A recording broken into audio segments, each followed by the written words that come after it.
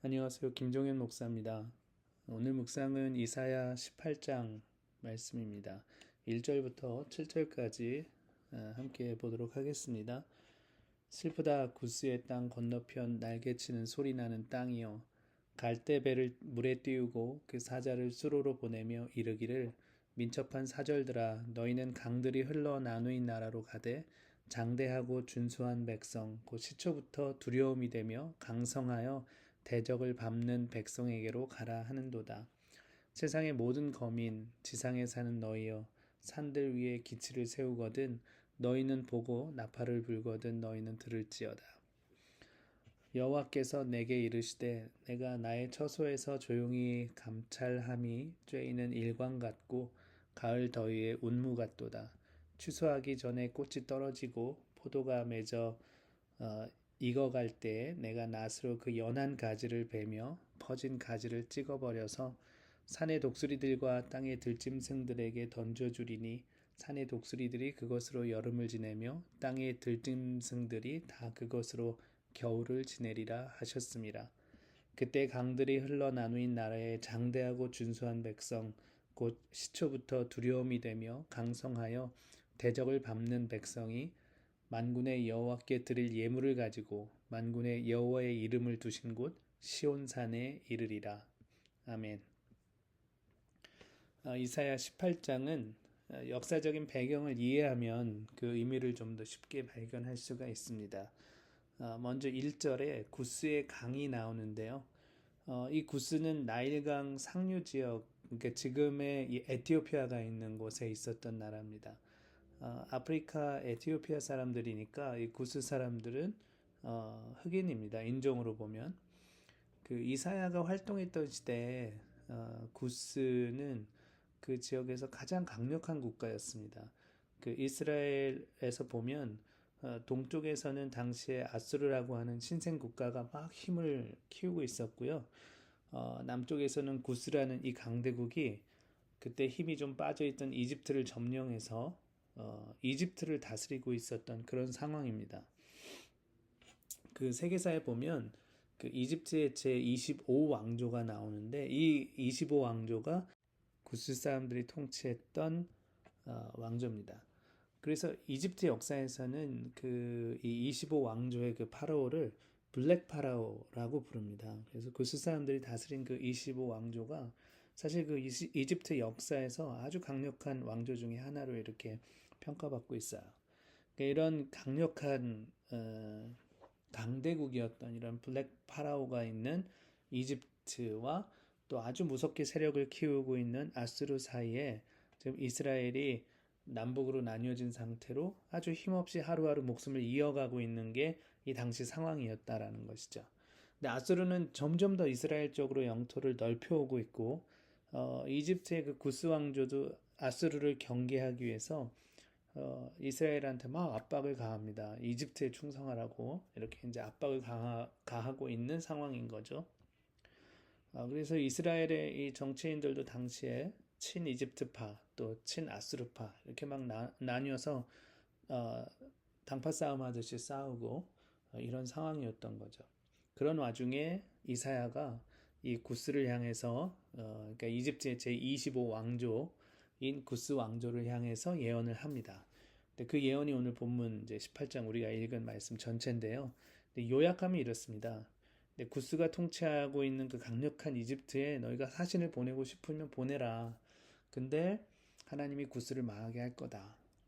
그래서 훗날 이 구스 사람들이 예물을 들고 하나님이 계신 시온 예루살렘으로 와서 하나님께 예배를 할 거다. 근데 이런 이제 예언입니다. 근데 그 당시 상황만 놓고 보면 이건 정말 믿을 수 없는 예언이에요. 이건 마치 요즘과 비교하면 이 베네수엘라 사람들한테 이렇게 예언하는 것과 같아요. 야, 미국이 망할 거다. 그리고 미국의 대통령이 베네수엘라에 선물을 들고 와서 무릎을 꿇을 거다. 뭐 이렇게 예언하는 것 같은 거예요. 이걸 누가 믿겠어요? 베네수엘라 사람들 중에 이걸 고지것대로 믿을 사람이 어디 있겠어요? 말도 안 되는 말이죠.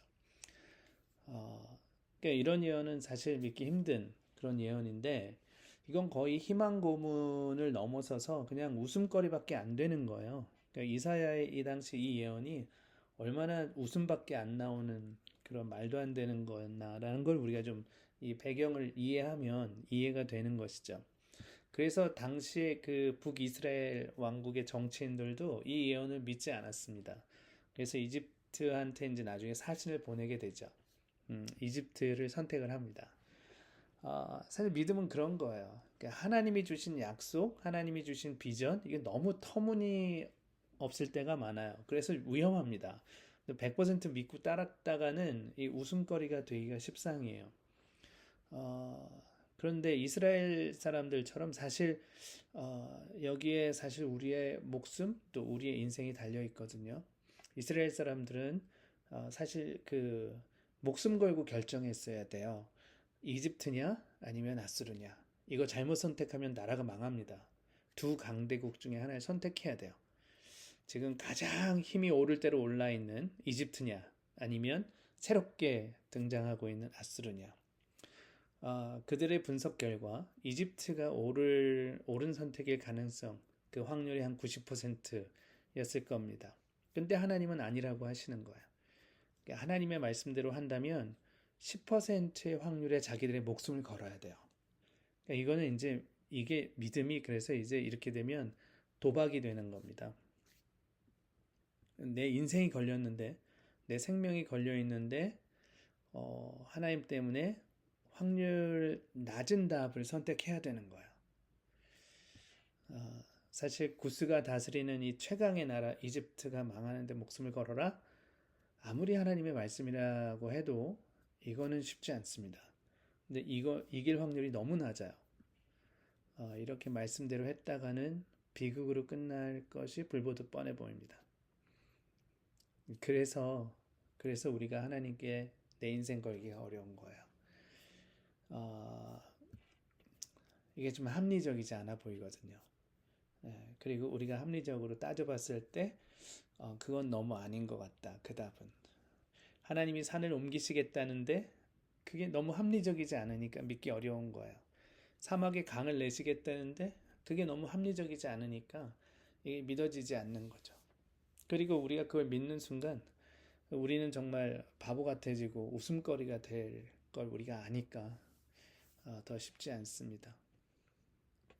그런데 여러분 우리가 알고 있는 믿음의 선배들은요 사실은 믿음의 도박을 한 사람들이에요. 바울이 그랬고요.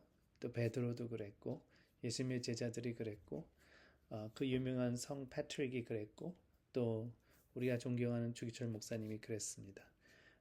이분들 다 남들이 볼 때 망하는 길을 선택했어요. 더 좋은 사회적으로 성공할 수 있는 길들이 그들 앞에 있었지만 그들은 망하는 길을 선택했어요. 그리고 남들이 볼 때 망한 인생을 살았어요. 결국 그 많은 믿음의 선배들의 인생을 보면 비극으로 끝나는 경우들이 참 많았습니다. 고통당하고 죽임당하고 하는 경우들이 정말 많았죠. 그런데 그들이 주님 품에 안겼을 때 그들에게 잭팟이 터진 거죠. 근데 그게 우리 눈에 안 보이는 거예요.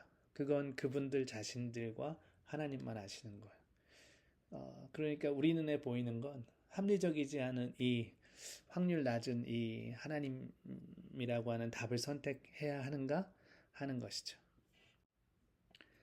여러분, 믿음은 인생의 합리적인 답을 찾는 게 아니에요. 믿음은 내 인생을 전혀 합리적이지 않은 하나님께 베팅하는 도박과 같은 것입니다.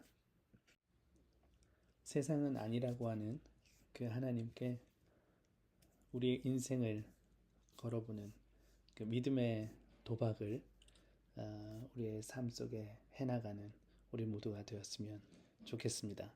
오늘 묵상은 여기까지 하겠습니다. 감사합니다.